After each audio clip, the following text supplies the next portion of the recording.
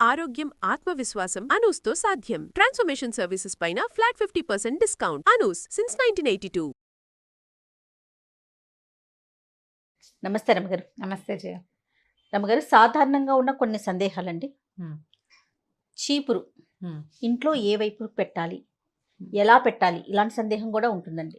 ఒకటి ముందు ఇది క్లియర్ చేయండి, తర్వాత ఉన్న సందేహం అడుగుతాను మిమ్మల్ని. చీపురు ఇవాళ కొత్తగా వచ్చిన వస్తువు కాదు, అందరి ఇళ్లలోనూ ఉంటుంది. కొబ్బరి నీళ్ళ చీపురు ఉండేవి, ఇదివరకు అయితే పూచిక పిల్లల చీపుర్లు ఉండేవి. ఇప్పుడు కొత్తగా ప్లాస్టిక్ చీపుర్లు కూడా వచ్చినాయి. అవును, దాన్ని వాకిట్లో పెట్టుకోం కదా. ఎవరైనా రాగానే చీపురే కనపడితే రోతగా ఉంటుందా?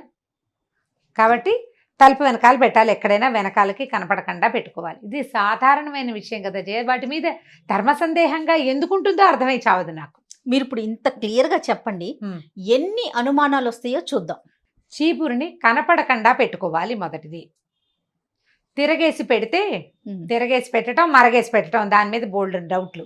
తిరగేసి పెట్టాం, చీపురు కుంచె కిందకి కర్ర పైకి పెట్టామనుకోండి, 4 రోజుల్లో కుంచె వంగిపోతుంది, వంకర వచ్చేస్తుంది, కుంచె వంగిపోతుంది, ఊడలేకపోతాం.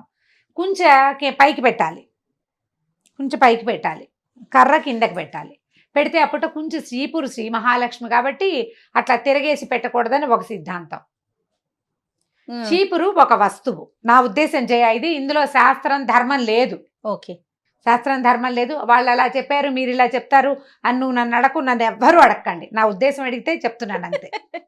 చీపురు ఒక వస్తువు, అది మనం ఉపయోగించుకునేది. అండ్ మోర్ ఓవర్ అది మనకి ఎందుకు ఉపయోగపడుతుంది?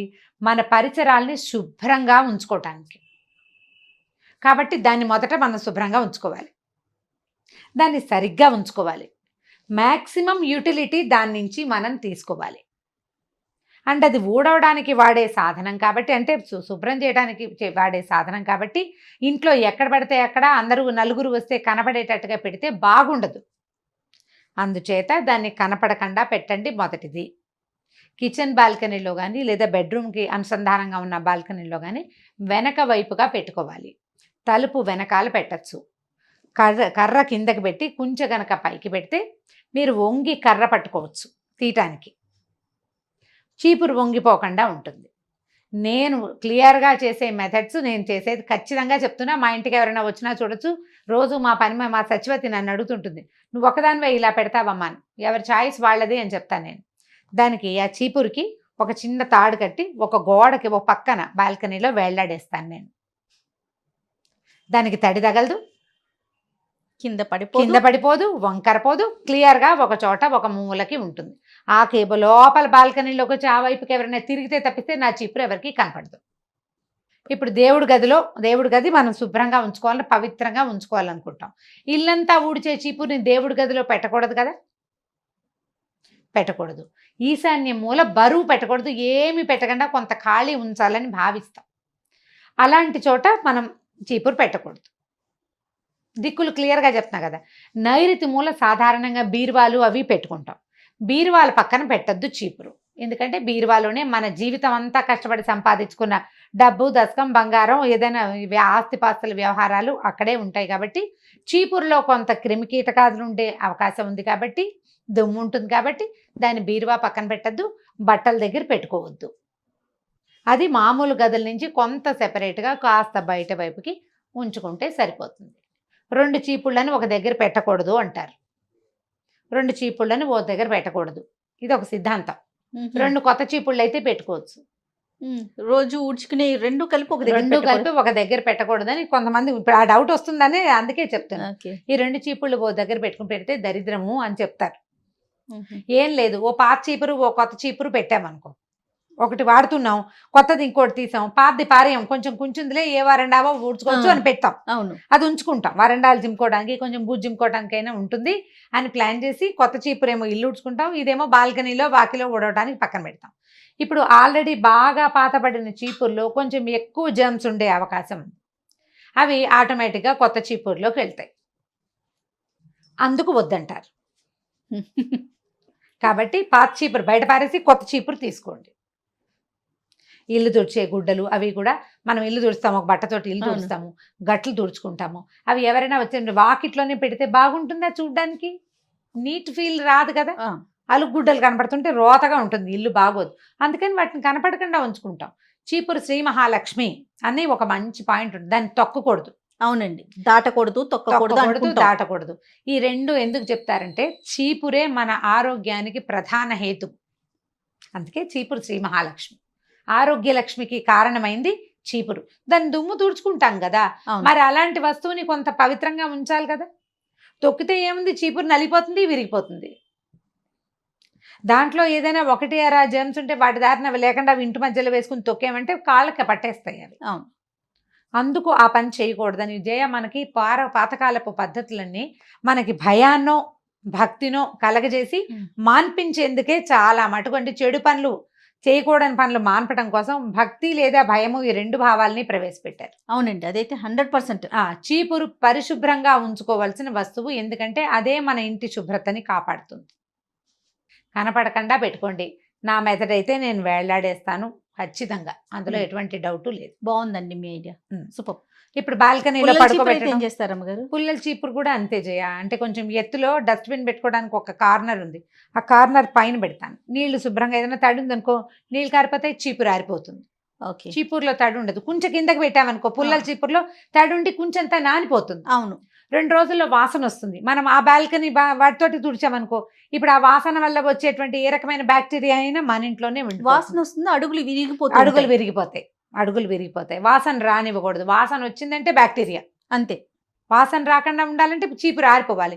శుభ్రంగా కడిగేసి దాన్ని ఎక్కడైనా దాన్ని కూడా కొంచెం పుల్లల చీపురు టైట్గా కట్టేయాలి. ఒక తాడు కట్టి వేళ్లాడేస్తే తడి ఆరిపోతుంది. తడి ఆరిపోతే ఇంకా అనారోగ్యం లేదు, ఇంకా అందులో డ్రై అయిపోతుంది కదా.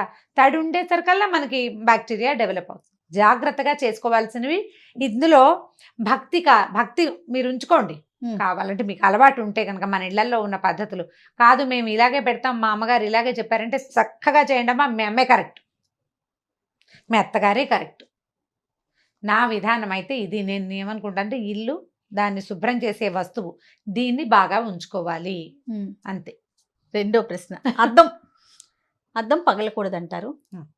ఒకవేళ పగిలిన అద్దాన్ని మనకి టైం కుదరక దాంట్లోనే చూసుకుంటే అశుభం జరుగుతుంది అనేసి అంటూ ఉంటారు, ఏమంటారు? అద్దం పగలటం ఏంటంటే అశుభ సూచకం అంటారు. నిజమే. అశుభ సూచకం ఎప్పుడవుతుంది? అది ఏదైనా ఒక చిన్న నెరుసు పగిలింది, మన అన్నంలో పడచ్చు, బియ్యంలో పడచ్చు, కాలి కింద పడచ్చు, మన కర్మగాలి కంట్లో పడచ్చు, ఏ పిల్లాడో తొక్కచ్చు. ఎన్నున్నాయి? ఇన్ని ఉన్నాయా? అందుకే అశుభం అద్దం. ఓకే. చూడ్డానికి వాడే వస్తువు చక్కగా క్లియర్గా కనపడేటట్టుగా ఉండాలి. అద్దం పగిలిన అద్దంలో మొహం చూసుకుంటే ఏం బొట్టు కట్టుగా పెట్టుకున్న ఇట్లా ముక్కగా కనిపిస్తుంది. మన మీద మనకే అయిష్టం వస్తుంది కాదు, మొహం అలా కనపడుతుంటే. అద్దం ఎందుకు? మన మొహం మనం క్లియర్గా చూసుకోగలగడానికి. అందమో అది అందం లేదు. ప్రతి వాళ్ళు అందంగా ఎలా ఉంటారు? వాళ్ళమే అందం కదా. ఇప్పుడు అంటే మన ముఖాన్ని మనం పూర్తిగా చూసుకోగలగటం, ఆ అవకాశం లేని అద్దాన్ని ఇంట్లో ఉంచుకోకూడదు. ఆ అద్దమే మన తాలూకు భరోసా.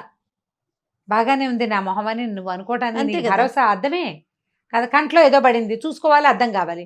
నువ్వు బొట్టెట్టుకోవాలి, కాటికి పెట్టుకోవాలి, మొహాన్ని పౌడర్ రాసుకోవాలి, ఏదో మెళ్ళో వేసుకున్న వస్తువు చూసుకోవాలా వద్దా? మరి చూసుకోవడానికి అర్థం కావాలి. అది ముక్కగా ఉంటే ఏం కనపడుతుంది నీకు? నీ తాలూకు అపీరెన్స్ మీదే నీకు డౌట్గా ఉంటుంది. అంతే, కరెక్ట్. అందుకు దాన్ని ఉంచుకోకూడదు. విరిగిన అద్దాలు, పగిలిన అద్దాలు ఇంట్లో ఉంచుకుంటే కనుక మన మీద మనకి అనుమానంగా ఉంటుంది. అద్దం కూడా మహాలక్ష్మి స్వరూపమే.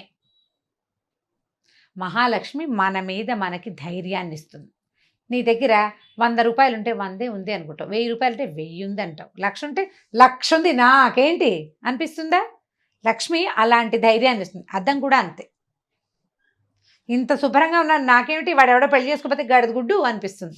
అద్దం లేకపోతే అదే నీ అద్దం ముక్కగా ఉంటే నీ మొహం మీద నీకేమి ధైర్యం ఉంటుంది? ఏముండదు, ఏమీ కాదేమో అనిపిస్తుంది.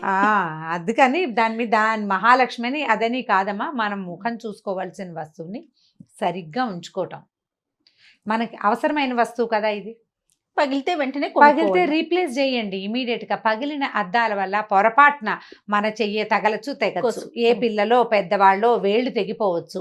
అది పటకమనే అంచు దాంట్లోంచి జారి పడింది అనుకోండి, ఒక్క నెరుసెగిరి ఎక్కడ పడినా ప్రమాదమే కదా. అది ఎంత ఉపయోగపడే వస్తువో అద్దం, మనకు చాలా అవసరం.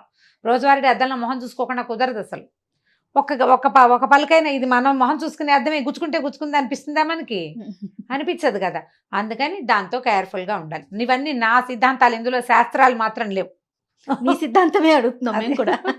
రైట్. ఇంకొకటి, కలబంద మొక్క అలోవీరా ఇంట్లో ఉంచుకోవచ్చా ఉంచుకోకూడదండి? అంటే పెంచుకోవచ్చా పెంచుకోకూడదా? అంతే. ఇప్పుడు మనం బాల్కనీస్ లో పెట్టుకుంటాము, పెట్టుకోవచ్చు, పెట్టుకోకూడదని కొంతమంది, పెట్టుకోవచ్చని కొంతమంది. అయితే తమిళనాడులో చూస్తే రమ్మగారు, చెన్నైలో గుమ్మాలకు కట్టుకుంటారండి. ఇక్కడ కూడా కడుతున్నారు. బేగం బజారు అవైపు షాపులకు వెళ్తామా, బేగం బజార్ కంటే కూడా ఉండు మోండా మార్కెట్ లో ప్రతి షాపు బయట వేలాడేస్తారు. కలబంద కడితే దిష్టి తగలదని అనుకుంటారు. కాకపోతే కలబంద ఎంత హెల్త్ బెనిఫిట్స్ ఉన్న చెట్టు. అవును కదా. అది స్కిన్కి మంచిది, జుట్టుకి మంచిది, పొట్ట లోపలకి తీసుకుంటే మంచిది. బోల్డని మంచిలున్న చెట్టు ఇంట్లో పెంచుకోకూడదని ఎందుకు అనుకోవాలి ఎవరైనాను? పైగా ఇంట్లో అంటే పెట్టం కదా, బయటే పెడతాం, పెరుగుతుంది, ఏమవుతుంది? పెంచుకోకూడదన్న నియమం ఏంటది? ముళ్ళ మొక్క అని అంటారు. అది ఇప్పుడు దానికి ఉన్న ముళ్ళు గుచ్చుకునేది కాదు, గట్టిగా మనం చేయి పెడితే తప్ప. నువ్వు చాలా చేయి పెట్టినా అదేం పెద్దగా తెగదు జయ, తెగదు. మా వాకిట్లో కూడా ఉంది. బాల్కనీలో పెట్టుకోవచ్చు. గబుక్కుని ఏదైనా చేయి కాలినా కట్ అయినా ఓ చిన్న ముక్క కట్ చేసి కాస్త అక్కడ రుద్దితే కాలిన చోట మారిపోతుంది. అది ఆయుర్వేద రీత్యా అది ఆరోగ్యానికి ఉపయోగపడే మొక్క కదా, హెర్బ్. అంతేగా, హెల్త్ హెర్బ్. దాన్ని ఉంచుకోవచ్చు మనం, ఎందుకు ఉంచుకోకూడదు? అంత అనుమానం ఏం పడక్కర్లేదని అనుకుంటున్నా. ఇప్పుడు ముళ్ళ మొక్కలు అంటే క్యాక్టస్లు అవి పెంచుకుంటున్నారా? ఇళ్లలో పెంచుతూనే ఉంటారు క్యాక్టస్. అసలు ముళ్ళ మొక్కలే పెంచుకోకూడదు అంటారు. మరి అవన్నీ పెంచుకుంటూనే ఉన్నారా ఫ్యాన్సీగా? వాటి వల్ల వీసమెత్తు ఉపయోగం లేదు. సౌందర్యం కూడా ఏమో నాకైతే ఏం అనిపించదు. కొంతమందికి ఇష్టం, ఆ ముళ్ళుగా ఉంటుంది, ముద్దుగా ఉంది, బాగుంది, ఇట్లా చిన్నగా వస్తుంది, దాని నిండా ముళ్ళు ఉంటాయి. అదేవిడ బుడుంగు మనం మొలిచినట్టు ఉంటుంది, బాగుంటుంది. ఒకళ్ళకి నచ్చుతాయి అవి, వాళ్ళ ఇష్టం అది. ఇప్పుడు ఇది ఆరోగ్యానికి ఉపయోగపడే ఒక మొక్కని ఎందుకు ఉంచుకోకూడదు? పోనీ మీకు ఉంచుకోకూడదు అనిపించింది, ఇది పెట్టుకున్నాక నాకేదో అశుభం జరిగిందని మీరు భావించారు, తీసేయండి. అలా భావిస్తే గనక, ఈ మొక్క రావటం వల్లే ఇది వచ్చింది అని భావిస్తే గనక తీసేయండి. అలాంటి అనుమానాలు ఏం లేకపోతే శుభ్రంగా పెంచుకోవచ్చు, ఏమీ పర్వాలేదు, హ్యాపీగా పెంచుకోవచ్చు. పక్కన పడేస్తారు. అదేమన్నా పెంచుకోవడం అంటే దాని పాపాయిలాగా ఎత్తుకుంటామా మనం? ఏదో కుండీలో పడేస్తాం, దాని దారిన వస్తుంది, దానికి ఎరువు ఎక్కర్లా, ఏం వాటర్ కూడా మనం ఇవ్వక్కర్లేదు. ఏ నీళ్లు ఇవ్వకపోయినా దాని దారిన అది పెరిగే మొక్కకి ప్రశ్న ఎందుకు అసలు? అక్కర్లేదేమో మరి. బాగుంది. రైట్ రమ్మ గారు, నమస్తే. నమస్తే జీ. ఈ వీడియో కనుక మీకు నచ్చినట్లయితే లైక్ చేయండి, షేర్ చేయండి. మరిన్ని ఇంట్రెస్టింగ్ వీడియోస్ కోసం మా ఛానల్ని సబ్స్క్రైబ్ చేసుకోండి.